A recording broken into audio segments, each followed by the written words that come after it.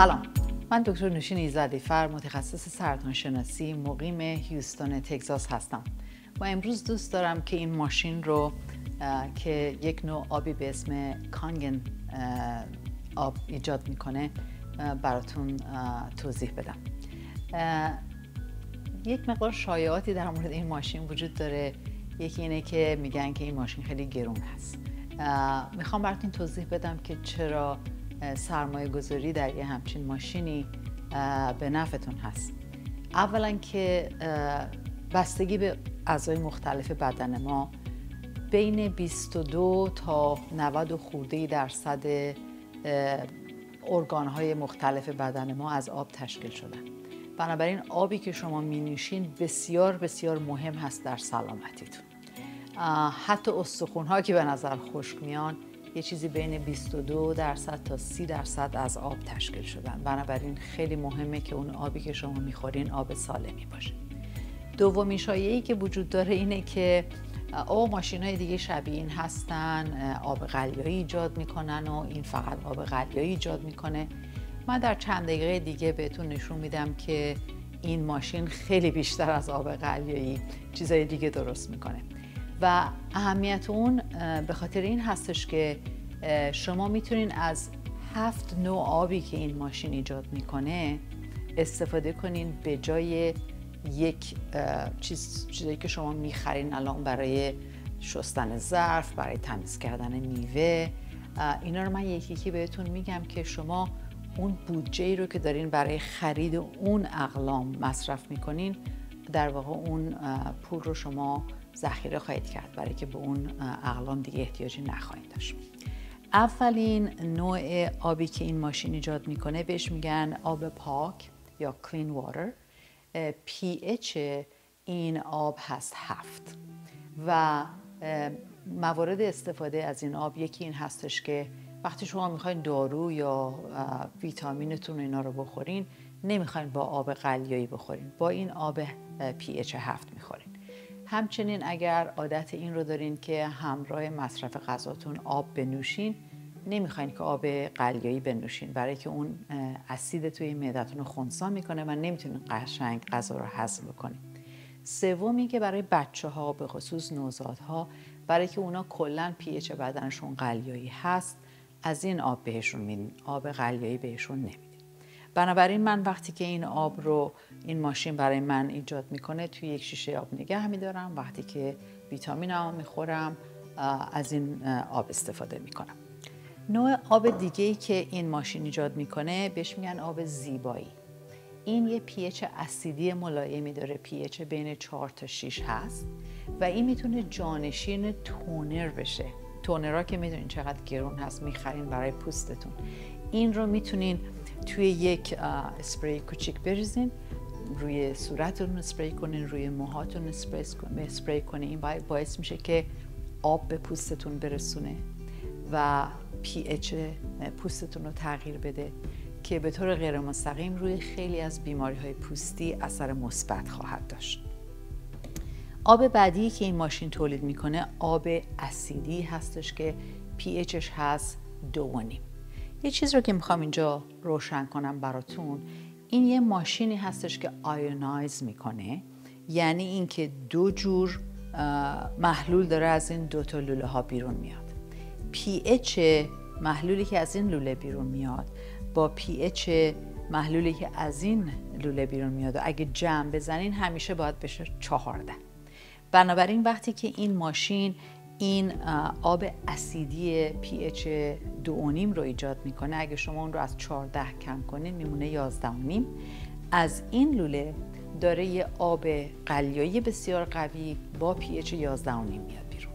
حالا چه استفاده از اینا میشه کرد؟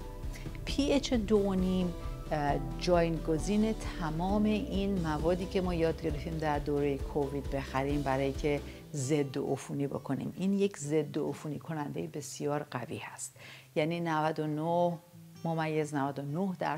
جرم ها رو این میکشه. بنابراین دیگه لازم نیست به این همه اون اقلامی رو که برای ضد عفونی کردن لازم داشتین بخرین. این آب اون کار براتون انجام میده. این 11.5 که قلیایی بسیار قوی هست، این تنها آبی هستش که چربی رو در خودش حل میکنه. شما اگه ظرفاتون رو بدون مایع ظرفشویی با آب خالیه که از شیر میاد بشورین، ظرفا چرب میمونن، برای که آب نمیتونه حل کنه چربی رو. این آب چربی رو حل میکنه و به خاطر همین شما به جای مایع ظرفشویی میتونین ظرفاتون رو با این آب بشورین. کار دیگه ای که این آب براتون میکنه پاک کردن سبزیجات و میوه‌جات هست.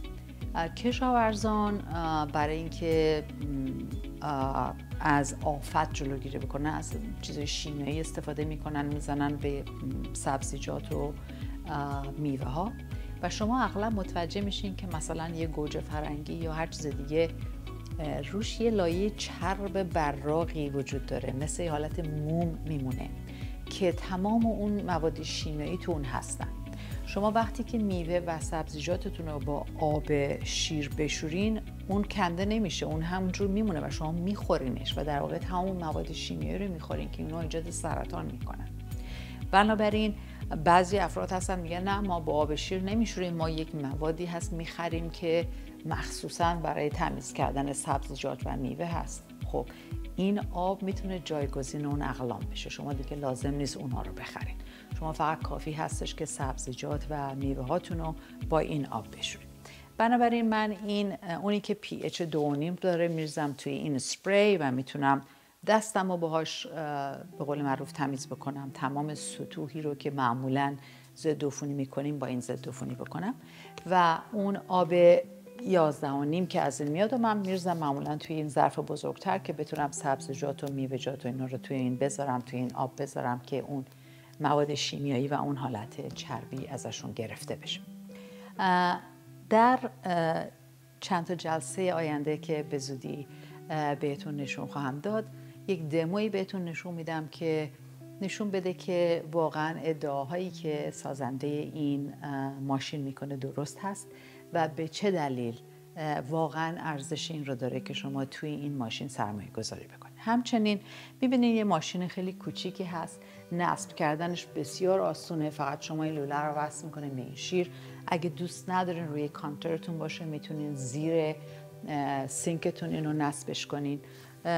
یک ماشین بسیار ساده‌ای هست، استفاده کردن ازش و ستاپ کردنش بسیار آسونه، همه میتونن ازش استفاده کنن و 30 سال برای شما این ماشین کار خواهد کرد.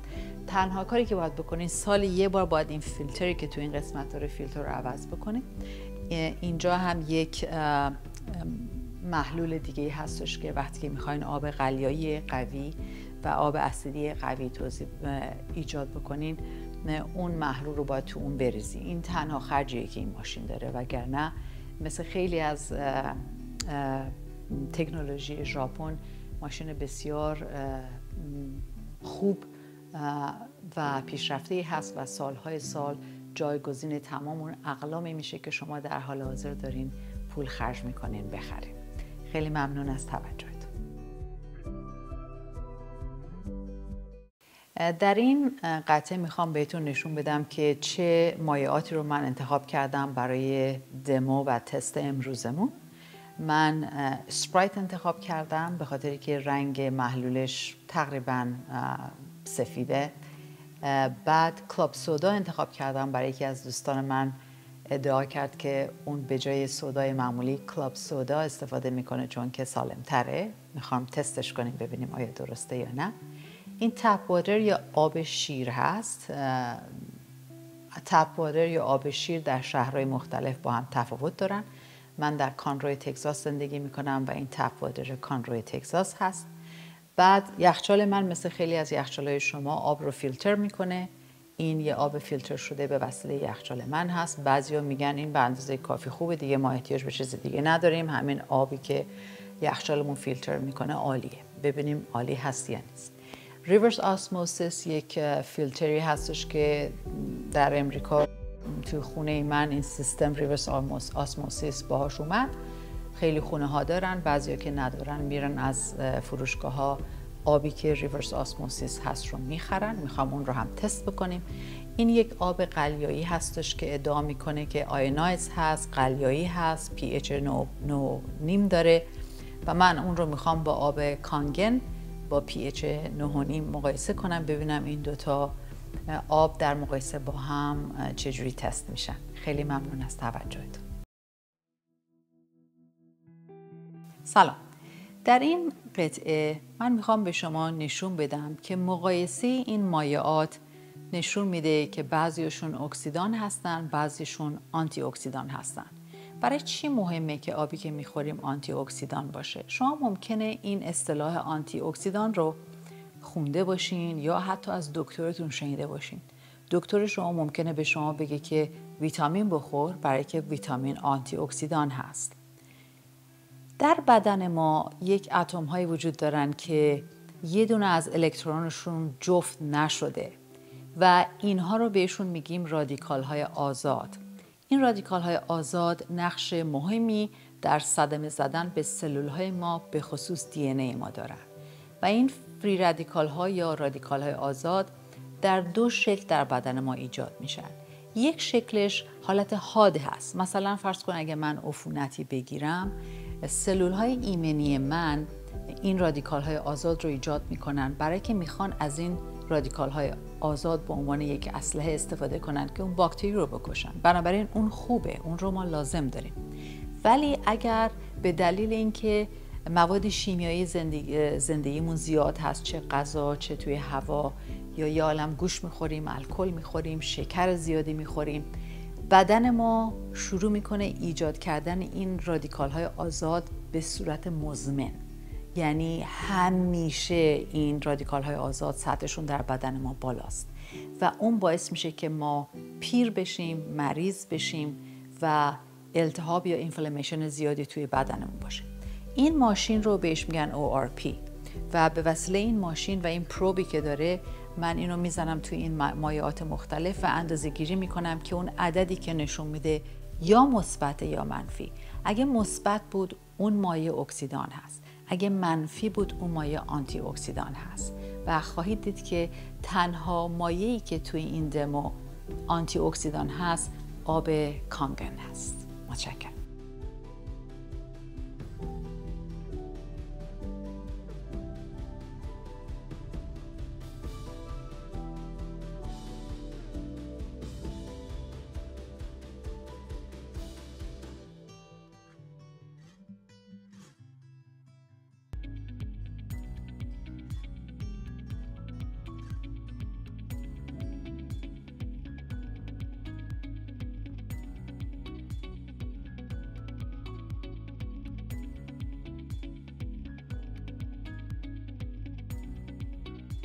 همونجوری که ملاحظه کردین من با اضافه کردن 4 قطره از این محلول که نشون میده آیا مایع اسیدی هست یا قلیایی، رنگ این مایعات رو عوض کردم.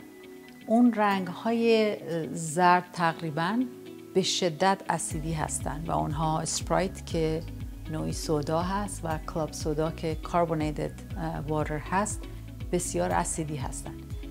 تپ واتر، فیلترد تپ واتر که همون آب از شیر هست، آب فیلتر شده یخچال و ریورس آسموسیس کم کم دارن به سمت قلیایی یا خنثی حرکت میکنن، ولی این دوتا آب هستن که این کمی قلیایی و این به شدت قلیایی هست.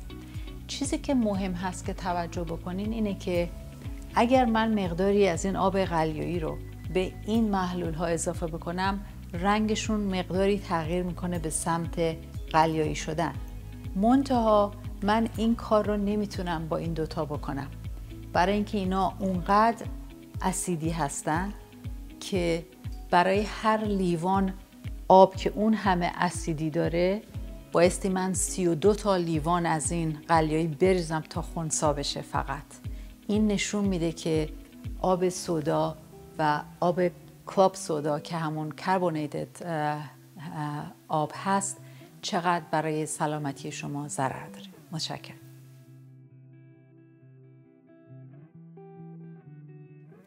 در این قسمت من با استفاده از این محلول که میچکونم توی این مایعات مختلف بهتون نشون میدم که کدوم یکی از این مایعات کلور توش هست. وقتی که کلور توی مایعی باشه آبش رنگش زرد میشه. بنابراین اینجا میبینین که آبی که از شیر آب من گرفتم بسیار زرده، بالاترین مقدار کلورین رو داره. ولی چیزی که عجیب بود برای من این بود که حتی ریورس آسموسیس هم که قرار فیلتر بکنه کلورین رو، بازم کلورین داره و بقیه کلورین نداره.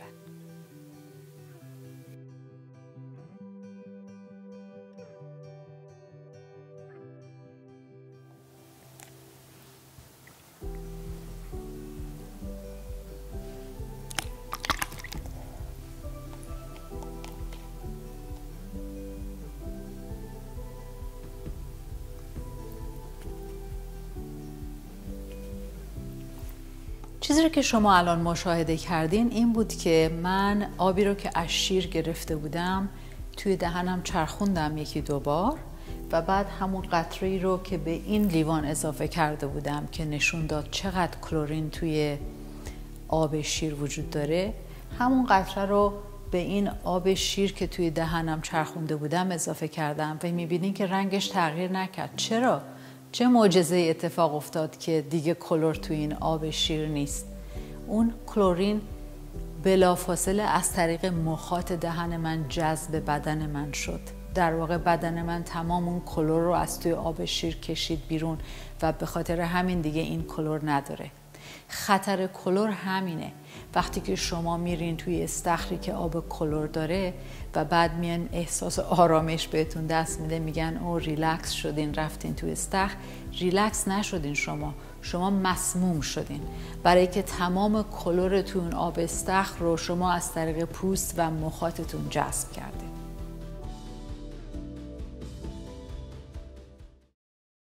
در این قطعه من میخوام به شما نشون بدم که چجوری شستن میوه و سبزیجات با آبی که توش کلور هست باعث میشه که اون کلور رو شما بخورین.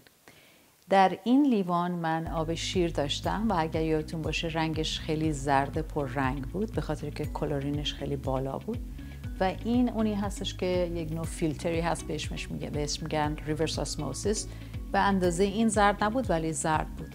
بعد اینکه من این قطعات سیب زمینی رو خورد کردم ریختم اون تو، می‌بینین رنگشون شده طبیعی، رنگ زرد رو از دست دادن. علتش اینه که این سیب زمینی ها تمام کلور رو جذب کردن و اون وقت شمایی که میوه و سبزیجاتون رو با آب شیری که کلور داره میشورین، تمام اون کلور رو متاسفانه خواهید خورد.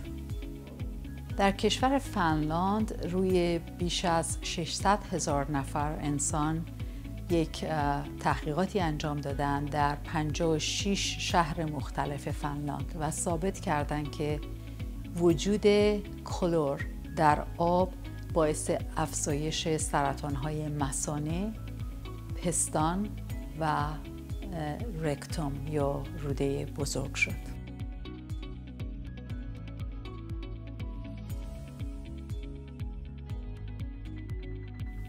چون که شما آب می نوشید دلیل این نیست که سلولاتون هم دارن اون آب رو می نوشن. اگر که مولکولا یا خوشه های آب بزرگ باشه جذبشون سخته. فقط وقتی که مولکول ها کوچیک هستن یا خوشه ها ریز هستن جذب آب به خوبی انجام میشه. یکی از تفاوت های مهم آب شیر و آب کانگن همین هست. ما حالا میایم از یک تی بگ چای سبز لیپتون استفاده میکنیم. معمولا شما وقتی میخواین چای درست کنین آب شیر هم که باشه میجوشونین اونو. چرا؟ برای که وقتی شما آب رو میجوشونین اون مولکول های بزرگ یا خوشه های بزرگ آب تبدیل به خوشه های کوچکتر میشن و به خاطر همین چای رنگ میگیره. در حالی که برای آب کانگن شما احتیاج ندارین که بجوشونید، این چای رو جذب خواهد کرد. بنابراین من این تی بگ رو میذارم توی آب کانگن و عین همون رو هم میذارم توی آب شهر و یه خورده بهشون زمان میدیم، یه خورده تکون میدیم که این آب جذب تی بگ بشه و این اتفاقی که در جلوی چشم شما با تی بگ داره میفته در واقع اتفاقی هستش که در سلول های شما هم اتفاق میفته. شما میبینید که رنگ سبز چای سبز داره وارد آب کانگن میشه در حالی که این رنگ وارد آب شیر نشده، برای اینکه به سادگی جذب نخواهد شد و این اتفاق توی بدن شما هم میفته. تنها به خاطر اینکه شما آب می نوشید معنیش این نیست که سلول های بدن شما اون آب رو جذب می کنن. علتش اینه که تفاوت وجود داره بین آب و آب دیگه. بعضی آبا هستن که مولکولاشون بزرگترن مثل آب شیر و بعضی آبا هستن که مولکولاشون کوچیکترن و جذبشون آسونتره مثل آب کانگان. ما به عنوان یک تست اومدیم اینجا از یه تیبگ لیپتون برای چای سبز استفاده کردیم و اونو زدیم توی آب کانگان. سردم هست و دیدیم که رنگ آب عوض شد. اول تیبگ خشک زدیم توی این، رنگش عوض شد. تیبگ خیس زدیم توی این، بازم رنگش عوض شد. پس به خاطر خشکی و خیسیش نه. ولی این آب شیر رو که میبینید که وقتی که خشک رو زدیم که اصلا تغییر رنگ نداد، وقتی خیس رو زدیم مقداری تغییر رنگ داد ولی نه به اندازه این. بنابراین نشون میده که در سلول های شما هم همین اتفاق میفته. بنابراین مهم هست که آبی که شما میخورین خوشه هاش کوچیک باشن، مولکولاش کوچیک باشن و این یکی از خصوصیات آب کانگن هست.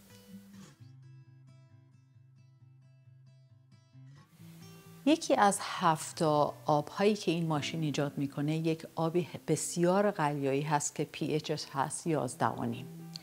خصوصیت این آب این هستش که اولا خوردنی نیست، دوما شما به جای مایع ظرفشویی میتونید ازش استفاده کنین برای که این آب چربی رو در خودش حل میکنه و به همین دلیل شما میتونین از این آب برای شستشوی سبزیجات و میوه هاتون استفاده کنین. اغلب سبزیجات و میوه ها یک لایه چرب و مثل موم روشون دارن که تمام پستیسایدها یا اون سمومی که کشاورزان استفاده کردن که آفت رو جلوگیری بکنن توی اون لایه هست و وقتی شما سبزیجات و میوه‌تون رو با آب شیر میشورین اون لایه باقی میمونه، برداشته نمیشه. بنابراین حتی بعد از شستنش وقتی که شما میخورین اون میوه یا سبزیجات رو در واقع دارین تمام مواد شیمیایی رو هم میخورین. منتها وقتی که با این آب کانگن میشورینش به خاطری که اون لایه برداشته میشه نه تنها میوه و سبزیجات شما سالمتر هستن برای شما برای که اون سموم رو ندارن، بلکه خوشمزه ترن برای که برای اولین بار شما میوه رو و سبزیجات رو بدون اون لایه روش میخورین.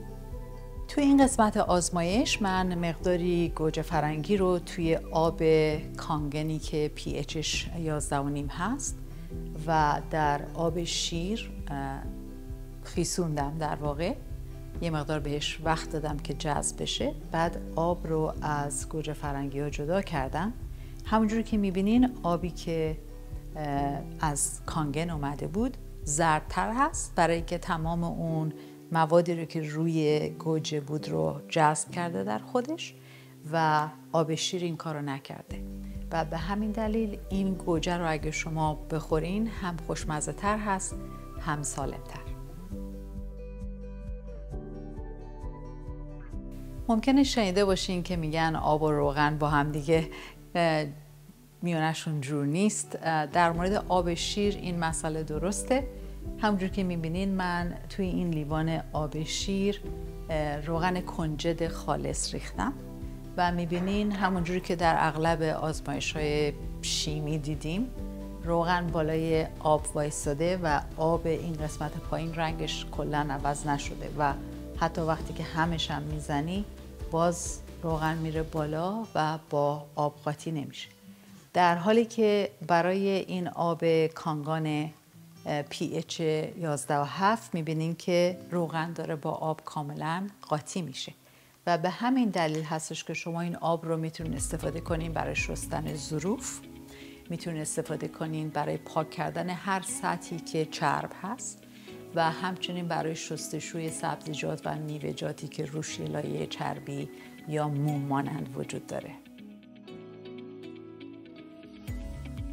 همونجوری که در شروع برنامه بهتون نشون دادم من با 7 آب مختلف شروع کردم و با آزمایشاتی که با هم دیگه انجام دادیم مشخص شد که خیلی از اونا رو باید از زندگیمون حذف کنیم، از جمله سودا، از جمله آبی که کربونیتد هست، آب شیر، آبی که یخچال فیلتر میکنه، ریورس اسموسیس اگه که توی خونه‌تون دارین یا از مغازه ها میخرین. اینها چیزایی هستش که با نخریدنشون صرفه جویی زیادی در پولتون میکنین. منتها به جای اون 7 مایعی که من اینجا گذاشته بودم، حالا 7 آبی رو که این ماشین براتون تولید خواهد کرد اینجا گذاشتم. از سمت راست pH 11.5 آبی هستش که جایگزین مایع ظرفشوییتون میشه، جایگزین هرچی که استفاده میکنین برای شستشوی سبزیجات و میوه هاتون میشه. هم سالمتره، هم اون سمها رو از میوه و سبزیجات جدا میکنه، هم خوشمزه تر. آب بعدی pH 9.5، pH 9، pH 8.5 اینها و 7 همشون قابل نوشیدن هستن. pH 7 رو برای خوردن ویتامین، برای درست کردن شیر برای بچه، آب به بچه دادن، از این شماره 7 استفاده میکنین و وقتی که ماشین رو میخرین حداقل برای 10 روز اول با آب pH 7 شروع میکنین، بعد هر 10 روز یه بار میرین به 8.5، 9، 9.5. به صورت ایدئال روی 9.5 خواهید موند. آب بعدی pH 4 تا 6 آب زیبایی هست، به جای تونر ازش استفاده میکنیم. ببین چقدر پول میتونین صرفه جویی کنیم با نخریدن تونر. و آخرینش pH 2.5 که جایگزین همه مواد ضد عفونی شما میشه. همونجور که میدونیم بعد کووید ما دیگه انواع و اقسام مواد ضد عفونی رو تو خونه داریم. اونا رو میتونین همه رو بندازین بیرون و فقط از این آب استفاده کنین. اگر علاقه به خرید این ماشین دارین، میخواستم که توضیح بدم که این کامپنی ماشین رو از طریق هنگ کنگ به ایران میفرسته، بنابراین شما میتونین بخرین. اگر که اطلاعات بیشتری لازم دارین با من تماس بگیرین و وبسایت و لینک ها رو هم میذاریم زیر این ویدیو. خیلی متشکرم.